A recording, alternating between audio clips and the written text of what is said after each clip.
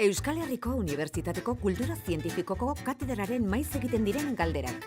Hau Carlos dugu, kale musikaria da, eta ona bere musika tresna. Edalontzi musikala edo kristalezko arpa.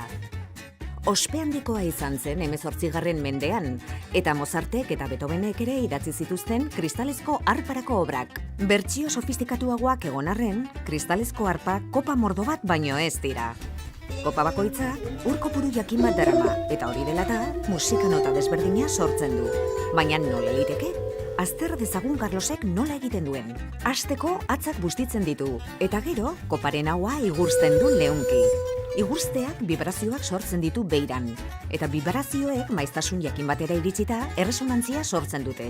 Maiztasun horri koparen maiztasun naturala esaten zaio, eta koparen geometriak, konposizioak eta egiturak baldintzatzen dute. Orduan urak zertarako balio du?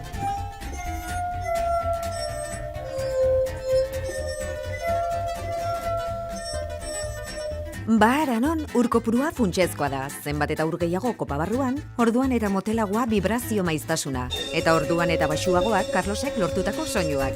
Tira, teoria badakizu, orain praktika zure esku dago. Mila esker, Carlos.